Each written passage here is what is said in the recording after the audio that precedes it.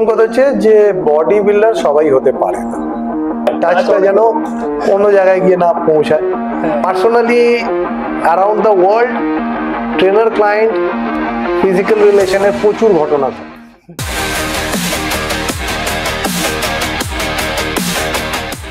Hello everyone, আজকে আমি আছি স্ট্রেংথ অ্যান্ড ফিটনেস ওয়েলনেস স্টুডিওতে। আর পরিচয় করাবো তোমাদের সাথে এমন একজন মানুষের যাকে হয়তো আমাদের ফিটনেস ইন্ডাস্ট্রির সবাই চেনে, বাট তাকে তোমরা হয়তো সোশ্যাল মিডিয়াতে এত দেখতে পাবে না। আমরা প্রথমে ওয়েলকাম করে নিচ্ছি কৌশিক বেলিয়া স্যারকে। কৌশিক বেলিয়া স্যার হচ্ছেন আইএএফএস এর একজন টিচার। তো sir, thank you so much আমাদেরকে সময় দেওয়ার জন্য। আজকে আমাদের দর্শকদের তরফ থেকে আমি কিছু প্রশ্ন আপনাকে জিজ্ঞাসা করবো, যাতে ওরা তো আছেই, তার সাথে আমিও অনেক কিছু জানতে পারবো স্যার। তো প্রথম প্রশ্ন, যে জিমে একটা ট্রেনারের ভূমিকা কি হওয়া উচিত? দেখুন, শুধুমাত্র জিমে না, আমাদের সোসাইটিতে একটা ট্রেনারের খুব বড় মুখ্য ভূমিকা আছে। একটা নেশন তখনই স্ট্রং হয়, তখনই প্রোগ্রেস করে, যখন সেইখানকার সিটিজেনরা হেলদি হয়। মানে আজকে যদি যে টোটাল যে ওয়ার্ক ফোর্স আছে তারা যদি ফিজিক্যালি অ্যান্ড মেন্টালি ফিট হয়, হেলদি হয়, তাহলে কিন্তু আমাদের ওয়ার্ক ডে লসেস হয় না। এবং এই কাজটা করে কিন্তু ফিটনেস ট্রেনার্সরা। তো ফিটনেস ট্রেনারদের উপর একটা অনেক বড় গুরু দায়িত্ব আছে, কিভাবে ব্যায়ামগুলো করতে হবে। এবং যদি আমি 20-30 বছর আগে ফেরত যাই, তখন আমাদের বলা হতো যতক্ষণ না বৈঠক করতে পারবি, যতক্ষণ না পুল আপ করতে পারবি, যতক্ষণ না ডন দিতে পারবি, ততক্ষণ জিমে ঢুকবি না। সেইটার বেসিসে একটা এক্সারসাইজ প্রেসক্রিপশন তৈরি করা, যে প্রেসক্রিপশনটা সে করবে তার প্রোগ্রেশনের জন্য। আমরা সবসময় বলি ফিটনেস মেজারেবল। তো সেই মেজারটা করতে হবে ফিটনেস ট্রেনারকে, করে দেখতে হবে সে কোন কন্ডিশনে স্টার্ট করছে এবং সে কোথায় যেতে চায়। অ্যাকর্ডিংলি একটা প্রোগ্রাম তৈরি করতে হবে যেটা তাকে আরো হেলদি তৈরি করবে। প্রেসক্রিপশন, তাই তো স্যার? চার্ট না? না, চার্ট না। চার্ট না, তো চার্টটা দোকানের বাইরে পাওয়া যায়, যেখানে দাদা তুফান বিক্রি হয় তার বাইরে পাওয়া যায়। ঠিক আছে, শুয়োরের চর্বি বা বাদাম শসা টোসা দিয়ে হয়। জিমে হয় না এগুলো।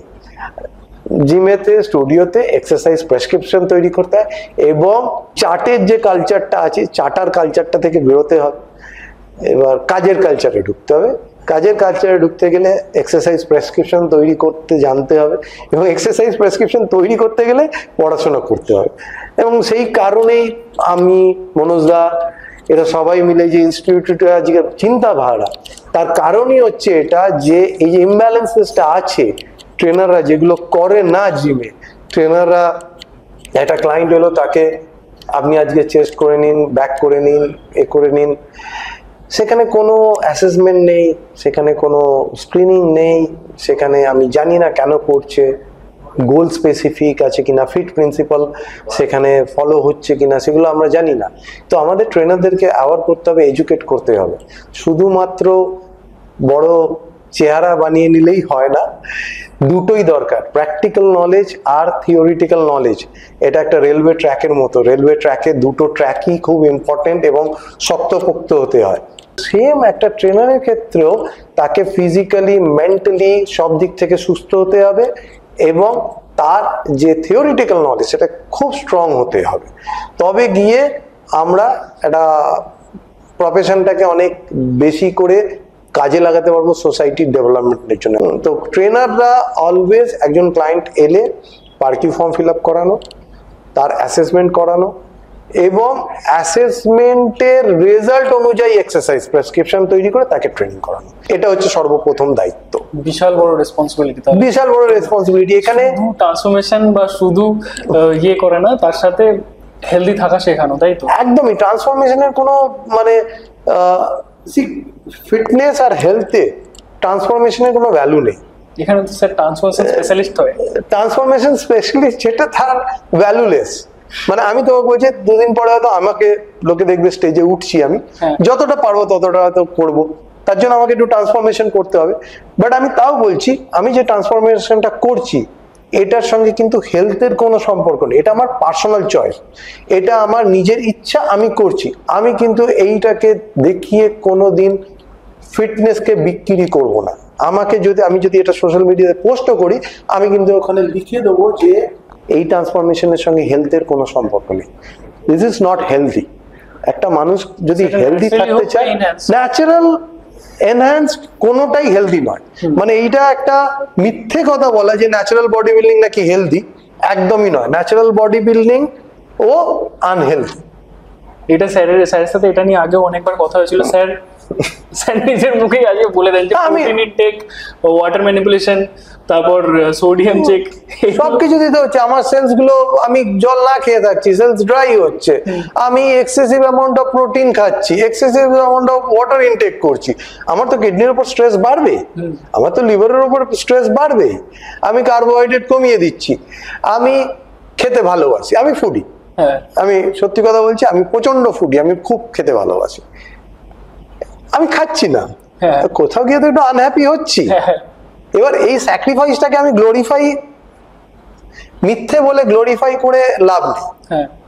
কারণ হ্যাপিনেসটা অনেক ইম্পর্টেন্ট বেশ কিছু মানুষের জন্য, কারণ তাদের না এটা প্রফেশন, না তাদের এটা প্রয়োজনীয়তা, কোনোটাই নেই। তো ট্রান্সফরমেশনটা পার্সোনাল চয়েস। ট্রান্সফরমেশনের সঙ্গে এক্সট্রিম ট্রান্সফরমেশনের সঙ্গে হেলথের কোনো সম্পর্ক নেই।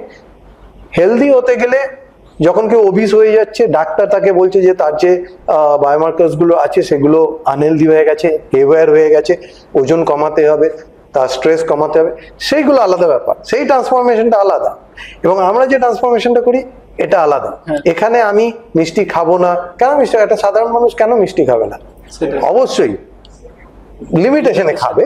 মানে এমন নয় যে সে সারাদিন মিষ্টির মধ্যে ডুবে বসে আছে, কিন্তু একটা সাধারণ মানুষ সবকিছু খাবে, কিন্তু সবকিছু লিমিটেশনের মধ্যে থাকে। যেমন মানে আমাদের কথাতেই আছে যে অতি বিষ, মানে যে কোনো জিনিস এক্সেসিভ শরীরের জন্য বিষ। মানে আমি যদি এক্সেসিভ এক্সারসাইজও করি সেটাও কিন্তু আমার শরীরের জন্য হার্মফুল, কিন্তু একটা প্লেয়ারের জন্য সেটা কিন্তু প্রয়োজনীয়তা।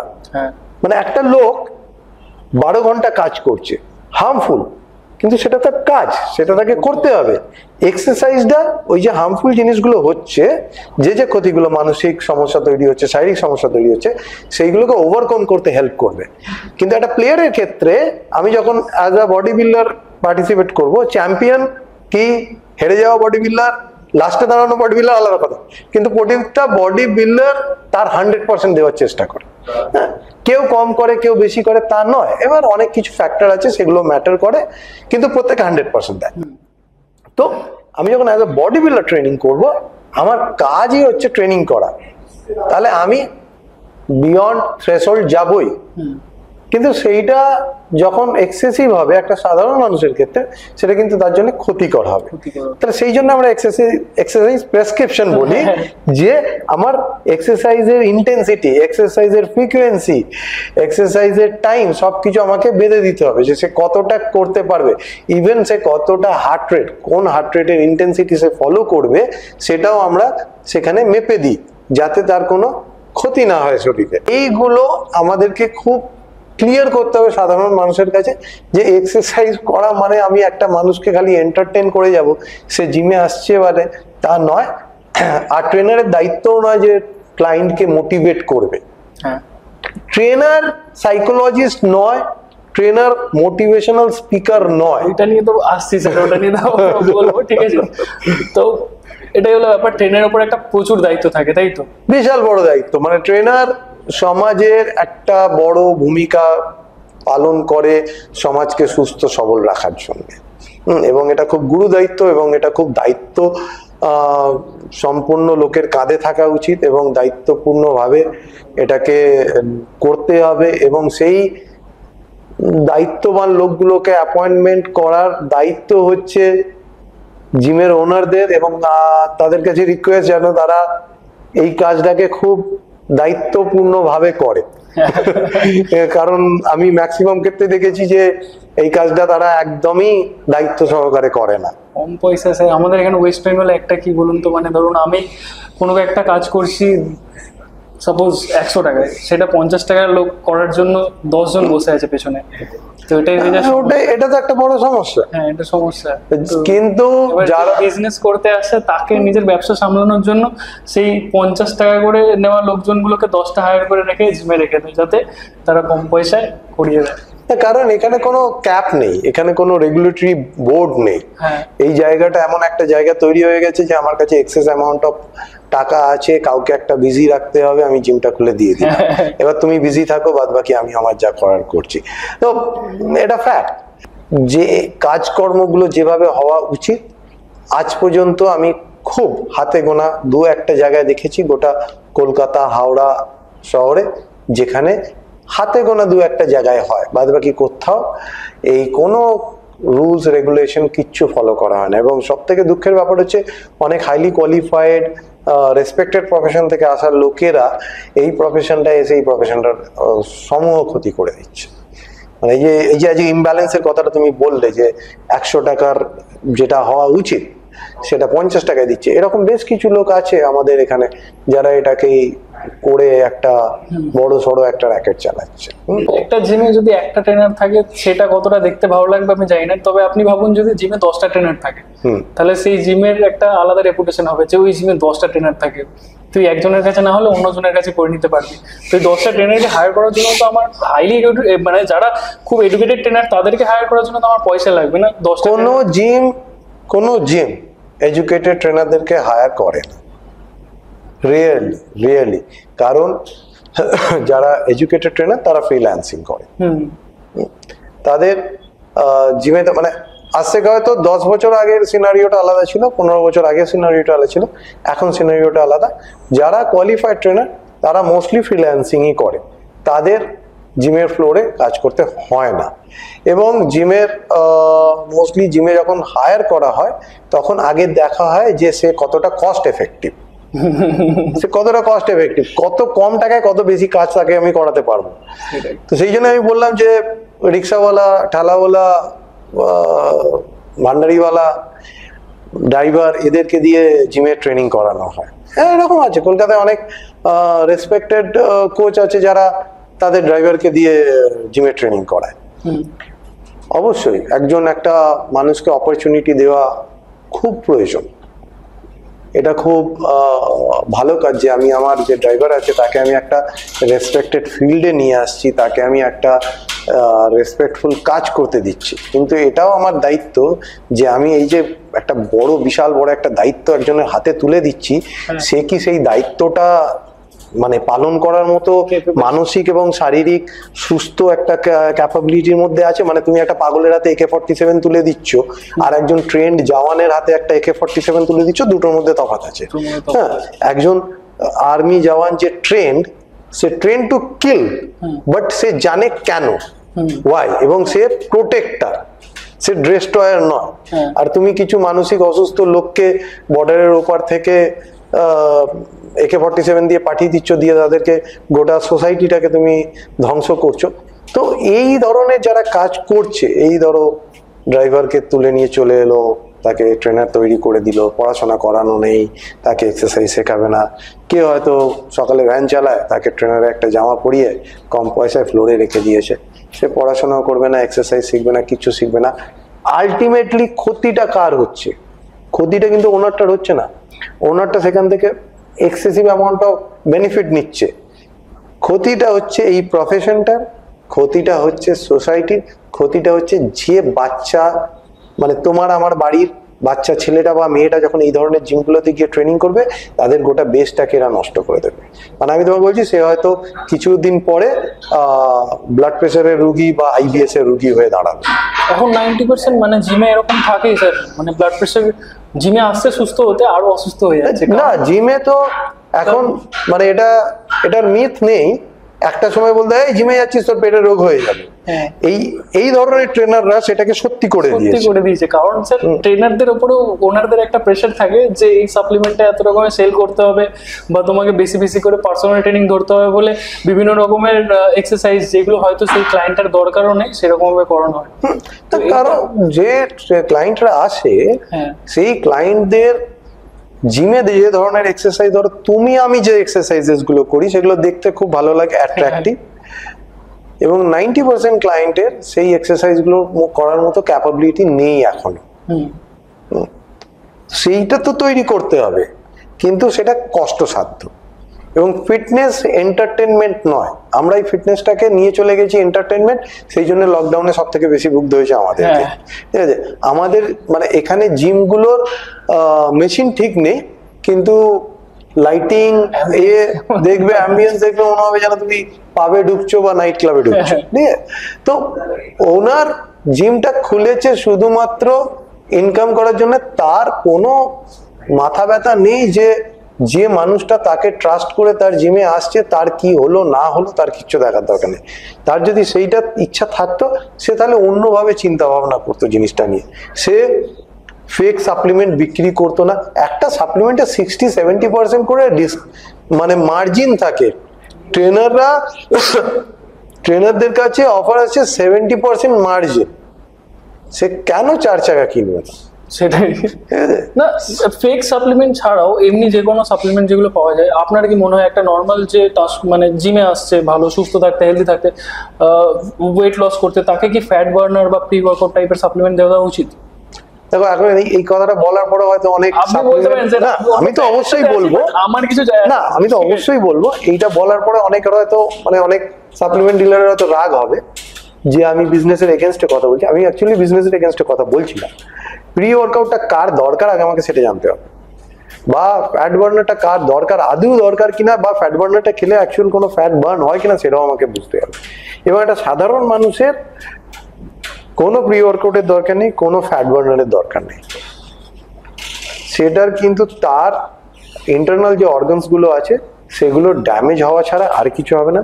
তার নার্ভাস সিস্টেমের সমস্যা তৈরি হবে এবং অনেক দিন পরে, মানে একটা প্রলং ইউজের পরে সে অ্যাডিক্টেড হয়ে যাবে এবং তার কিন্তু ইনসমনিয়া টাইপের প্রবলেম হতে পারে, যেখান থেকে anxiety, depression, nervousness, heart attack, death সবকিছু হতে পারে। তাহলে আমার কাছে যদি এনার্জি না থাকে ট্রেনিং করার, তাহলে আমাকে বুঝতে হবে যে আমি কি ধরনের ট্রেনিং করতে পারি। মানে এটা একদমই নয় যে যত বেশি করে করবে তত ভালো, আমার মাত্রাটা বুঝতে হবে।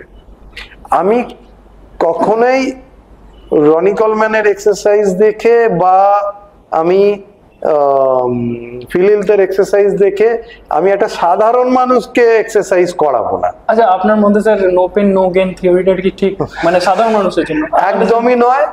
নো পেন নো গেইনকে একটা খুব মানে ভুলভাবে প্রতিস্থাপন করা হয়েছে। নো পেন নো গেইন হচ্ছে সেই মানুষটার জন্য যে লড়াই করছে কোথাও একটা পৌঁছানোর জন্য। এটা এবং এটা খুব স্মার্টলি ইউজ করতে হয়। এটাকে মানে খুব মানে বোকা লোকের মতো ইউজ করলে হবে না। যখন আমি নো পেন নো গেইন ভাববো, তাহলে আমার সেটা পড়াশোনার ক্ষেত্রে অ্যাপ্লাই হতে পারে, আমি একটা কম্পিটিশনে যাচ্ছি সেখানে হতে পারে, এবং সেটা শুধুমাত্র এক্সারসাইজে নয়। পেনটা আমার হয়তো ডায়েট করার জন্য হতে পারে, পেনটা হয়তো আমি ঘুরতে না যাওয়ার জন্য হতে পারে, পেনটা হয়তো আমার এক্সেসিভ ওয়ার্কলোড দেওয়ার জন্য হতে পারে।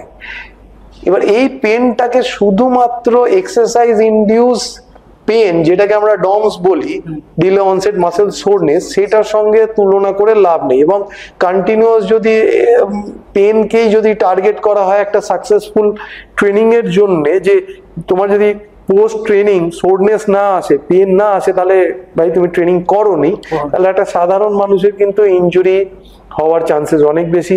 তার ক্রনিক ফ্যাটিক সিনড্রোম চলে আসতে পারে, তার রিকভারি হবে না, তার মাসেলের যে গ্রোথ হওয়া উচিত সেটা হবে না, এবং তার পারফরমেন্স ডিটোরিয়েট করবে, এবং এক্সারসাইজটা কোনোভাবেই প্রোগ্রেসিভ হবে না। তো রাদার ওই নো পেন নো গেনে নজর দেওয়ার থেকে আমার মনে হয় নো পেন নো গেন না হলেও ভালো প্রোডাক্টিভ এক্সারসাইজ সেশন করা যায়, proper mind muscle connection, time under tension, এগুলোকে ফলো করে, এবং ঘরোয়া খাবার, ভালো খাবার, নিউট্রিশিয়াস ফুড, স্লিপ, রিকভারি, কতটা জল খাচ্ছে, কি ধরনের খাবার খাচ্ছে, কখন খাচ্ছে, এই সব কিছুকে নজর রেখে নো পেন নো গেন থেকে বেরিয়ে এসে সুস্থভাবে এক্সারসাইজ করাটা অনেক বেশি ইম্পর্টেন্ট।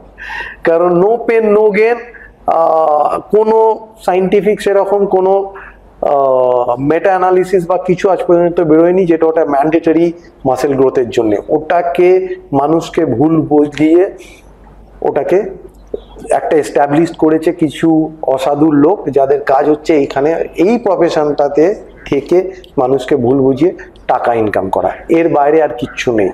স্যার এই কোয়েশ্চেনটা হয়তো আপনার শুনতে একটু ফানি লাগতে পারে, বাট আমরা জিমে অনেক সময় দেখি এই যে জিমের ট্রেনাররা মেয়েদেরকে গায়ে হাত দিয়ে ট্রেনিং করাচ্ছে, মানে এটা কতটা ঠিক? অ্যাকচুয়ালি আপনি তো আইএএফএস এর টিচার, আপনি এখানে ট্রেনারদেরকে সার্টিফিকেশন করান, ঠিক আছে, আপনার শেখান তাদেরকে যে কিভাবে ট্রেনিং করাবে জিমে, তো আপনার মতে এগুলো কি? প্রথম কথা হচ্ছে, যখন আমরা ট্রেনিং করাবো, হ্যাঁ, যখনই কারোর গায়ে টাচ করব অবশ্যই কনসেন্ট নিয়ে, মানে তার পারমিশন নিয়ে টাচ করতে হবে, এটা একটা ব্যাপার। আর প্রত্যেকেই অ্যাডাল্ট এখানে, যে ট্রেনার সেও অ্যাডাল্ট, যে ক্লায়েন্ট সেও অ্যাডাল্ট, তো পার্সোনাল ইচ্ছা প্রত্যেকেরই আছে, ঠিক আছে, সেটা তাদের পার্সোনাল ব্যাপার। Personally around the world trainer client physical রিলেশনের প্রচুর ঘটনা ঘটে, এটা ফ্যাক্ট, এটা ডিনাই করার কিছু জায়গা নেই, এটা ঘটে এবং এটা ফ্যাক্ট, এবং এটাকে অনেকে অনেক রকম ভাবে ইউজ করে। কেউ হয়তো এসোকে ঠিক আছে একটা নিজেদের মধ্যে ব্যাপার, কেউ হয়তো এটাকে সোর্স অফ ইনকাম হিসেবে ইউজ করে, কেউ এটাকে নিজের ফিউচারের জন্য ইউজ করে, বিভিন্ন লোক বিভিন্নভাবে ইউজ করে, সেটা তো পার্সোনাল ব্যাপার সম্পূর্ণ। বাট আমি যদি প্রফেশনালি যাই, অবশ্যই ডেফিনেটলি আমাকে পারমিশন নিতে হবে। সবার প্যান্টের ভেতরে ঢোকার কোনো পারমিশন নেই, এবং ডেফিনেটলি যদি কেউ অকওয়ার্ড ফিল করে, যদি কেউ বলে, কোনোভাবেই তাকে টাচ করা যাবে না, যতটা সম্ভব ডিস্টেন্স মেনটেন করা যায় সেটা ভালো, ডিস্টেন্স রেখে ট্রেনিং করানো, যতটা সম্ভব টাচ না করে ট্রেনিং করাতে হয় সেটা অ্যাপ্রিসিয়েটেবল। সবসময় কিছু কিছু ক্ষেত্রে হয়তো টাচ লাগে, ফিজিক্যাল টাচ দিতে হয়, সেটা উইথ পারমিশন, এবং একমাত্র যেটুকু প্রয়োজন সেটুকুই, এবং টাচটা কিন্তু খুব প্রফেশনাল টাচ হতে হবে। হ্যাঁ, সেটা কোনোভাবেই যেন এরকম হয়, হ্যাঁ, টাচটা যেন কোনো জায়গায় গিয়ে না পৌঁছায়। হ্যাঁ, তো এটাই ব্যাপার, যে যেটাই হবে সেটা প্রফেশনাল এখতিয়ারের মধ্যে থেকে যেন হয়। আর একটা প্রশ্ন স্যার, আপনাকে অনেকগুলো প্রশ্ন করবো, আপনাকে জানাবো। না, কোনো অসুবিধা নেই। যে বডি বিল্ডিং ট্রেনিং আর নর্মাল জেনারেল ফিটনেস এর জন্য যারা জিমে আসে তাদের ট্রেনিং এর মধ্যে কি ডিফারেন্স থাকে? প্রথম কথা হচ্ছে যে বডি বিল্ডার সবাই হতে পারে না, মানে আমি চাইলেই আমি আজকে একজনকে বডি বিল্ডার তৈরি করে দেবো না, মানে না আমি কুমোরটুলির মানে মৃৎশিল্পী, না আমি ভগবান, আমি একজন মানুষ, আমারও লিমিটেশন আছে। আমি একটা কয়লার খনি থেকে পাথর উঠে এসছে, সেটাকে কাট করে, সেটাকে ডিজাইন করে আমি একটা এক্সপেন্সিভ ডায়মন্ড তৈরি করতে পারি, বাট ওই পাথরটাকে ডায়মন্ড হতে হবে, তখনই আমি করতে পারবো। তো বডি বিল্ডার সবাই হতে পারে না, এই ধারণা থেকে বেরিয়ে আসতে হবে। জিমে গেলেই আমি বডি বিল্ডার হয়ে যাব, বা জিমে গেলেই আমি আর্নল্ড শোয়ার্জেনেগার হয়ে যাব, বা কিছু কিছু কিছু মানুষ হতে পারে যারা জেনেটিক্যালি ব্লেসড, তারা বডি বিল্ডার হবে বলেই জন্মেছে তারা। বিয়ন্ড দ্যাট প্রত্যেকেই ফিট এবং স্ট্রং হতে পারে, physically, mentally. Body building training এখন আমরা যেটা দেখি, এখন প্রচুর যেহেতু টেকনোলজি ডেভেলপমেন্ট হয়েছে, প্রচুর মেশিনস এসছে, মেশিন ওরিয়েন্টেড ট্রেনিং অনেক বেড়ে গেছে, এবং জিমেতে গিয়ে মেশিনের ডিমান্ড দেখা যায় যে প্রত্যেক লোক এসে জিমে আগে মেশিন খোঁজে, এই মেশিনটা এক্সারসাইজ করলে ওই লোকটার মতো পা হবে, এই মেশিনটা এক্সারসাইজ করলে ওই লোকটার মতো হাত হবে। এবার প্রিচার বেঞ্চটা কত ডিগ্রি অ্যাঙ্গেলে থাকা উচিত প্রপার লোডটা আসার জন্য, সেটা সে জানে না, যে মেশিনটা লাগিয়েছে সেও জানে না। হ্যাঁ, তো যেটা কাজ হওয়ার সেটা হচ্ছে না। কিন্তু বডি বিল্ডিং ট্রেনিং তাহলে আমাদের মেশিন বাউন্ড হয়ে যাচ্ছে অনেকটা, যেটা কোথাও গিয়ে আমার খুব একটা ঠিক মনে হয় না। আমার মনে হয় আগে ওল্ড স্কুল যে বডি বিল্ডিং ট্রেনিং ছিল সেটা অনেক বেশি বেটার ছিল, তাতে আমাদের স্টেবিলাইজার্স গুলো অনেক বেশি ট্রেন্ড হতো, যেখানে মেশিনে সেগুলো হয় না। আমি বলছি না যে মেশিন অপ্রয়োজনীয়, মেশিন ডেফিনেটলি লাগে, যখন আমরা হয়তো ডিপ্লিটেড স্টেটে থাকি সেই সময় মেশিনে এক্সারসাইজ করলে অনেক সেফলি এক্সারসাইজ করা যায়। কিন্তু আমি যেন মেশিনের উপর ডিপেন্ডেন্ট না হয়ে পড়ি, আমাকে দুটোই ব্যালেন্স করে চলতে হবে। মেশিনটা আমি ইউজ করবো ওই সময়। এবার আমি যদি ফিটনেসে ফেরত আসি, বডি বিল্ডিং দেখছি আমরা সাজাইটাল প্লেন ডমিনেটিং এক্সারসাইজ, একটাই প্লেন এক্সারসাইজ হচ্ছে মোস্টলি, রিয়ারলি হয়তো অন্যান্য প্লেনগুলো ফ্রন্টাল প্লেন বা ট্রান্সভার্স প্লেনে যায়, কিন্তু মোস্টলি সাজাইটাল প্লেন। যেখানে আমরা যখন ফাংশনাল স্ট্রেংথ ট্রেনিং করাই বা জেনারেল ফিটনেস ট্রেনিং করাই, সেখানে আমরা মাল্টি প্ল্যানার এক্সারসাইজ করানোর চেষ্টা করি। এবং এই মাল্টি প্ল্যানার এক্সারসাইজ গুলো আমরা বিভিন্ন রকম যে টেকনিক্স আছে সেগুলো ইউজ করি। সেখানে হয়তো আসন থাকে, সেখানে বিভিন্ন আমাদের যে ট্র্যাডিশনাল যে এক্সারসাইজ টুল আছে, গদা, মুগুর, ডন, বৈঠক, বিভিন্ন রকম যে ট্রানজিশন ফ্লো যেগুলো আছে সেইগুলো, এই ধরনের জিনিসগুলো আমরা বডি ওয়েট এক্সারসাইজ প্রচুর ইউজ করি, যেখানে একটা মানুষ তার যে প্লেন যে আছে সেই প্লেনগুলোকে তারা টার্গেট করে একটা ব্যালেন্সড ওয়েতে তারা স্ট্রেংথটাকে তৈরি করে। এবং সেই কারণে যখন আমরা স্পোর্টস কন্ডিশনিং ট্রেনিংও করাই, তখনও কিন্তু খুব একটা বডি বিল্ডিং ডমিনেটিং হয় না, বা পাওয়ার লিফটিং ডমিনেটিং হয় না, বা ওয়েট লিফটিং ডমিনেটিং হয় না, বা আমি কেটলবেল স্পোর্ট ডমিনেটিং হয় না। এই টুলগুলো সব কটাতে ইউজ হয়, কিন্তু তার যে ধরন, সেই ধরনটা আলাদা হয় সম্পূর্ণ। বডি বিল্ডিং আর ফিটনেসের তফাৎ এখানে, এক্সারসাইজ গুলো হয়তো সবই এক, কিন্তু কিভাবে আমি করছি সেইটা আলাদা সম্পূর্ণ। স্যার, বডি বিল্ডিং আর পাওয়ার লিফটিং এর মধ্যে ডিফারেন্স কি? বডি বিল্ডিং এ আমরা মোস্টলি দেখাচ্ছি যে আমার মাসকিউলার শেপটা কিরকম, আমার বডিটা কত ওয়েল ব্যালেন্স ভাবে ডেভেলপ করেছে, আমার আপার বডি লোয়ার বডি সিমেট্রি আছে কিনা, আমি কতটা বেশি মাসল দেখাতে পারছি, আমার মাসেলের সাইজ কত বড়। হ্যাঁ, ওয়ারাস পাওয়ার লিফটিং এ আমরা স্ট্রেংথের উপর বেশি করে ফোকাস করি, যেখানে আমি ম্যাক্সিমাম অফ অ্যামাউন্ট অফ ওয়েটটাকে মুভ করাচ্ছি স্কোয়াট, বেঞ্চ প্রেস আর ডেড লিফটে। এবার সেখানে আমার ফিজিক্যাল অ্যাপিয়ারেন্স থেকে আমার ক্যাপাবিলিটিটা অনেক বেশি ইম্পর্টেন্ট। যেমন ফিজিক্যাল ক্যাপাবিলিটি কত, আমি কতটা ওয়েট পুল করতে পারছি, কতটা ওয়েট পুশ করতে পারছি, যেখানে বডি বিল্ডিং হয়তো তার কোনো প্রয়োজনীয়তা নেই। একজন বডি বিল্ডার 1 রেপ ম্যাক্স নাও করতে পারে, তার হয়তো তার ক্ষেত্রে অপ্রয়োজনীয়, তার দরকার নেই। সে যদি টাইম আন্ডার টেনশনটাকে ভালো করে ফলো করে, মাইন্ড মাসেল কানেকশন যদি খুব ভালো করে ফলো করে, তার হাইপারট্রফি হবে, তার পারফরমেন্স বাড়বে, এবং আনুষঙ্গিক যা যা টেকনিক্স আছে সেগুলো ফলো করতে হবে। কিন্তু পাওয়ার লিফটিং এর ক্ষেত্রে আমার এন্ড রেজাল্ট হচ্ছে আমি কতটা ওয়েট পুল করতে পারছি। এবার সেটা ব্যাড ফর্ম, গুড ফর্ম ওখানে জাজ হয় না, ওখানে আমি কতটা ওয়েট ফুল করলাম সেটা জাজ। একদম দেখতে চাই পাওয়ার লিফটিং। পাওয়ার লিফটিং এটা সাধারণ মানুষের অপ্রয়োজনীয়, মানে আমি বলছি ডেড লিফট প্রয়োজনীয় এক্সারসাইজ নয়, হিপ হিঞ্জিংটা প্রয়োজনীয়তা আছে। কিন্তু ওই ভিডিওটা সবার খুব ভালো লেগেছিল, ডেড লিফটের এক্সাম্পলটা, ওটাকে মানে একটা অপ্রয়োজনীয় এক্সারসাইজ মানুষকে ভুল বুঝিয়ে বাধ্য করে, যে মানুষটা কিছু জানে না তাকে ভুল বুঝিয়ে করানো হয়।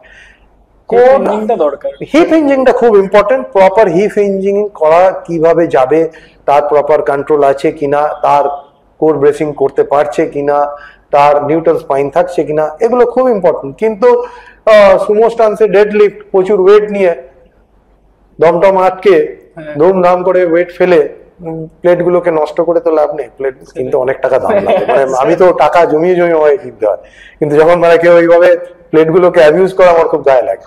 কারণ যদি কম্পিটিটিভ পাওয়ার লিফটিং না করে, তার একটা সাধারণ মানুষের সুমো ডেড লিফট বা কনভেনশনাল ডেড লিফট অনেক ওয়েট নিয়ে করার প্রয়োজনীয়তা নেই। সে যদি প্রপার হিপ হিঞ্জিং করে, সিঙ্গেল লেগ ডেড লিফট করে, আরো অনেক টেকনিক্স আছে সেইগুলো যদি করে, সেটা মোর দ্যান এনাফ। আরেকটা প্রশ্ন স্যার, আপনি যে গাদা সুইং, কেটেল বেল, এটাকে আবার যে ট্রেন্ডে এনেছেন, এগুলো তো হারিয়ে গেছিল ওয়েস্ট বেঙ্গলে অনেকদিন, আমি কোনো ভিডিওতে বলুন বা কোথাও আমি দেখিনি। আপনি আবার এই জিনিসগুলোকে ফিরিয়ে এনেছেন, সবাই এগুলোকে ট্রেন্ড হিসেবে নিয়ে নিচ্ছে, সবাই ভিডিও বানাচ্ছে, সবাই করার চেষ্টা করছে, বাট সবাই তো অ্যাকচুয়ালি জানে না মানে এগুলো ঠিকভাবে করলে আমাদের কি কি বেনিফিট হতে পারে, ভুলভাবে করলে আমাদের কি ক্ষতি হতে পারে। এটার সম্বন্ধে যদি আপনি কিছু বলছেন, মানে দেখতে কুল লাগছে সবাই করে দিচ্ছে, বাট সেটার কি ক্ষতি, সেটার কি বেনিফিট, সেটাও জানার আমাদের দরকার। এক্সারসাইজ এই যে একটা তুমি মানে খুব এটা খুব আমি স্যার আমি করি না, গলায় হাত দিই না, ঠিক আছে, আমি না মানে এটা খুব ভিডিও দেখবেন, আমি মানে খুব ইম্পর্টেন্ট একটা কথা তুমি বললে, কুল। হ্যাঁ, অনেক ক্ষেত্রেই দেখা যায় যে ট্রেনাররা গিয়ে কুল এক্সারসাইজ খোঁজে, ক্লায়েন্টরা গিয়ে কুল এক্সারসাইজ খোঁজে। হয়তো কেউ ওয়ার্কশপে এসছে কোনো ট্রেনার, সে বলছে যে I want to learn some cool exercise. তো পৃথিবীতে কুল এক্সারসাইজ বলে কিছু হয় না, এবং কুল এক্সারসাইজ গুলো করার জন্য যে ধরনের সময় দিতে হয় সেই সময়টা দেওয়া হয়তো একটা সাধারণ মানুষের পক্ষে সম্ভব নয়। এবং kettlebell sports and fitness has no connection. Kettlebell sport খেলতে গেলে একটা মানুষকে ফিট হতে হবে, বাট কেটলবেল স্পোর্ট খেলে একটা মানুষ ফিট হবে সেটা একদমই ভুল। বডি বিল্ডিং এর ক্ষেত্রেও তাই প্রযোজ্য, পাওয়ার লিফটিং এর ক্ষেত্রেও প্রযোজ্য, ওয়েট লিফটিং এর ক্ষেত্রেও প্রযোজ্য, যে কোনো স্পোর্টস এর ক্ষেত্রেও প্রযোজ্য। আমি দেখছি মানে কেটেলবেল দিয়ে ফিট করে দিচ্ছে, মানে ফার্স্ট ডে জিমে ঢুকেছে তাকে প্রথম দিনই স্ন্যাচ দেখাচ্ছে। না, আমি ওরা কি বললাম যে এন্টারটেইন করতে হবে। হ্যাঁ, এরা জিমের ওনাররা ট্রেনার অ্যাপয়েন্ট করে না, তারা এন্টারটেইনার অ্যাপয়েন্ট করে, আর তারা এটিএম মেশিন বসিয়ে রাখে। মানে ক্লায়েন্ট হচ্ছে এটিএম কার্ড। জিমে ঢুকলে তোমাকে কার্ডটা সোয়াইপ করে ভাই টাকাটা তার কাছ থেকে বের করে নিতে হবে। সেটা তুমি পিটির মাধ্যমে বার করো, সেটা তুমি সাপ্লিমেন্ট বিক্রি করে বার করো, সেটা যা ইচ্ছা করো করো, কিন্তু এটা হচ্ছে রিয়েলিটি আমাদের এখানে। একজন সুইং করতে গেলে তার আগে প্রপার হিপ হিঞ্জিং হচ্ছে কিনা সেটা আমাকে জানতে হবে, সে নিউট্রাল স্পাইন কন্ট্রোলে রাখতে পারছে কিনা, তার প্রপার মোটর কন্ট্রোল আছে কিনা, এগুলো সব আমাকে দেখতে হবে। তারপরে আমি তাকে সুইং এর যে মুভমেন্টটা আছে সেটাকে আমি শেখাবো, তার বেশ কিছু প্রোটোকল আছে, প্রসেস আছে, এবং তারপরে সুইং যাবে। সুইং অনেক পরে আসে, স্ন্যাচ তো অনেক পরে আসে, স্ন্যাচ অনেকের দরকারও লাগে না হয়তো, কারণ স্ন্যাচ করতে গেলে আমার স্ক্যাপুলার যে ধরনের আপওয়ার্ড রোটেশন লাগে অনেকের ক্ষেত্রে হয়তো সেই আপওয়ার্ড রোটেশনটা নেই। এবার সেই পার্টিকুলার ইন্ডিভিজুয়াল যদি আপওয়ার্ড রোটেশন না থাকা অবস্থায় স্ন্যাচ করে তাহলে কিন্তু তার শোল্ডার ইমপিচমেন্ট হওয়ার একটা বড় সম্ভাবনা থাকে, স্ক্যাপুলার ইনজুরি হওয়ার একটা বড় সম্ভাবনা থাকে। এবার এই যে যখন সম্ভাবনা আছে, বিইং আ ট্রেনার আমার সব থেকে প্রধান দায়িত্ব, যেটা প্রথম দায়িত্ব হচ্ছে একটা ক্লায়েন্টকে সেফলি এক্সারসাইজ করানো। যতটা সম্ভব তাকে আমি সেফলি এক্সারসাইজ করাতে পারি, তার এটা নয় যতটা সম্ভব তাকে আমি ইন্টেন্স এক্সারসাইজ করাতে পারি। মানে তাকে আমাকে পিটিয়ে মাটিতে শুয়ে দেওয়াটা আমার দায়িত্ব নয়, তাকে এমন তৈরি করা যাতে ওই যে মনোজদা বলে না যে বসতে গেলে লাঠি আর উঠতে গেলে মাটি যেন না লাগে। এটা খুব মানে এটা একটা খুব বড় ইম্পর্টেন্ট কথা, যে একটা ট্রেনারের দায়িত্ব হচ্ছে এটা, যে একটা মানুষকে এই জায়গায় নিয়ে যাওয়া। স্ন্যাচ করানোটা কোনো বড় ব্যাপার নয়, বা প্রচুর কেটলবেল দিয়ে একটা বিশাল কেটলবেল দিয়ে একটা আমি বেঁকে বুকে শোল্ডার প্রেস করে দিচ্ছি, ইম্পর্টেন্ট নয়। হয় তার ক্ষেত্রে যেটা তার প্রয়োজনীয়তা, একজন স্ট্রং ম্যান সে হয়তো একটা অনেক huge amount of heavy kettlebell দিয়ে সে হয়তো ওভারহেড প্রেস করছে, সেটা তার ইভেন্ট। কিন্তু একটা সাধারণ মানুষের নয়, একটা সাধারণ মানুষ যখন ওভারহেড প্রেসটা করবে তার প্রপার শোল্ডারের ফ্লেকশন হচ্ছে কিনা আগে আমাকে সেটা চেক করতে হবে, তারপরে আমি সেখানে নিয়ে যাব, এবং সেটা যদি না হয় সেটা। আরেকটা ব্যাপার হলো গাদা সুইং নিয়ে। স্যার আপনি তো এই গাদা সুইংটাকে আবার ট্রেন্ডিং এ নিয়ে চলে এসেছেন। আমি চারিদিকে আগে এত ভিডিও দেখতাম না, অ্যাকচুয়ালি আপনি তো নিজে সোশ্যাল মিডিয়াতে ভিডিও দেখেন না, আপনার ভিডিওগুলো মনোজদা যখন শেয়ার করে সেগুলো সবাই দেখে দেখি সবাই ভিডিও আপলোড করছে গাদা সুইং নিয়ে। এবার আমি কখনো দেখবেন এত ভিডিও বানায় আমি ট্রাই করি না, কারণ আমি পার্সোনালি যে জিনিসটা শিখি তারপর নিজের উপর কাজ করি, আমি না শিখে কোনো কিছু করিনি।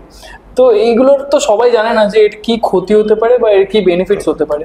গাদা সুইংটা তো আসলে দেখো, আমি বলবো না যে আমি ট্রেন্ডে এনেছি, আমি হয়তো করেছি জিনিসটা। ওয়েস্ট বেঙ্গলে আমি অনেকদিন পর দেখছি, তাই জন্য এবার তোমরা সবাই শেয়ার করেছো বলে জিনিসটা হয়তো প্রচার হয়েছে, আমি জাস্ট করেছি।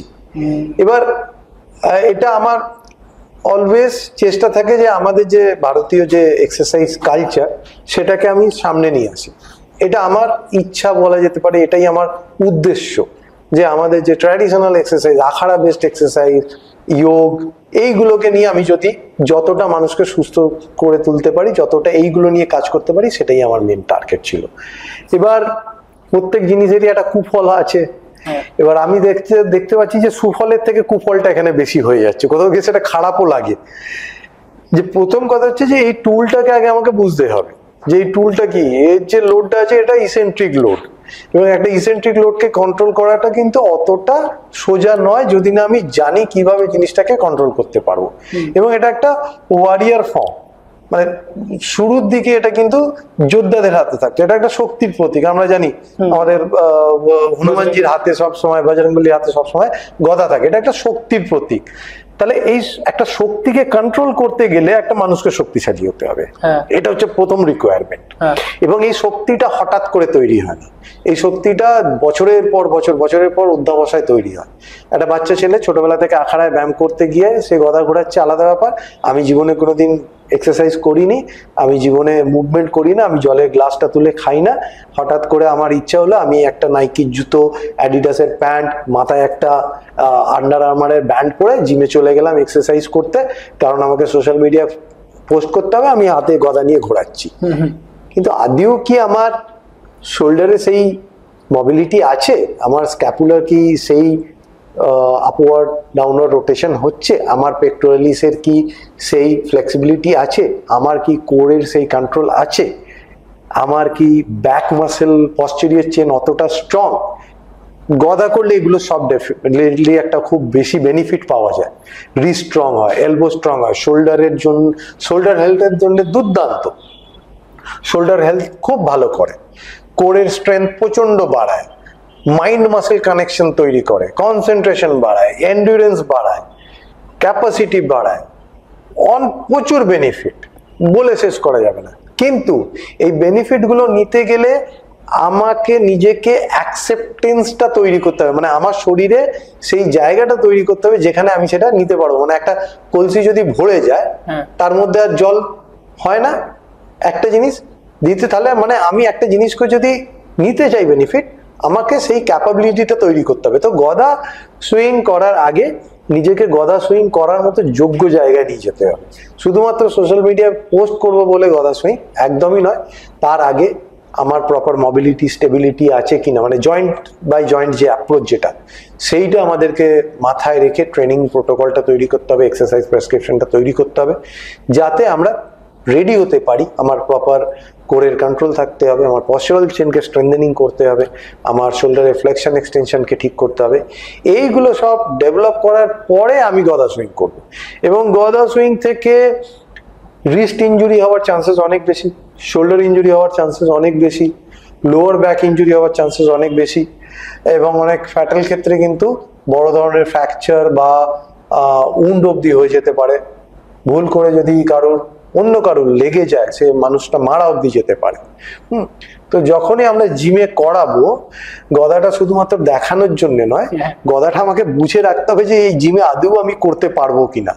কারণ এখন তো সব জিমে স্যার নিয়ে চলে আসছে, জিমে রেখে দেওয়া তো সবকিছু রেখে দেওয়া যায়, কিন্তু সেটা করাতে কে পারছে এবং যে করাচ্ছে সে সেই সেফটি গুলো জানে কিনা, সেফটি মেজারমেন্ট গুলো জানে কিনা, যে আমি যদি এই জায়গাটায় গদাটা করাই তাহলে আমাকে কতটা জায়গা ফাঁকা রাখতে হবে যাতে সেফলি গদার সুইংটা যে করছে সে নিজেও করতে পারে এবং যে অন্যান্য এক্সারসাইজ করছে সেও যাতে করতে পারে।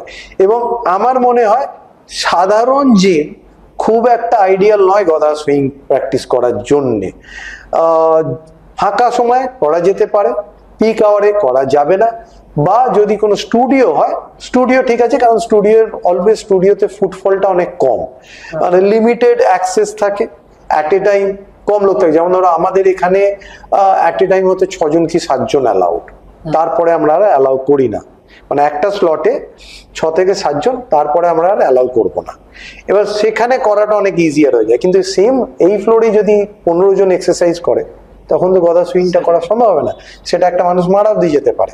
তো এতটাই ইনজুরিয়াস হতে পারে। তো সবার কাছে একটাই মেসেজ আমি দেবো তোমার মাধ্যম দিয়ে, যে করুক, সবাই করুক, আমাদের ট্র্যাডিশনটা এগিয়ে যাক, আমাদের যে একটা এত সাইন্টিফিক এত একটা ইম্পর্টেন্ট টুল আছে সেটা ফেরত আসুক আবার আমাদের ট্রেনিং সিস্টেমে, এবং এটা খুব প্রয়োজনীয়তা আছে, কিন্তু খুব সেফলি ভাবে ফেরত আসুক।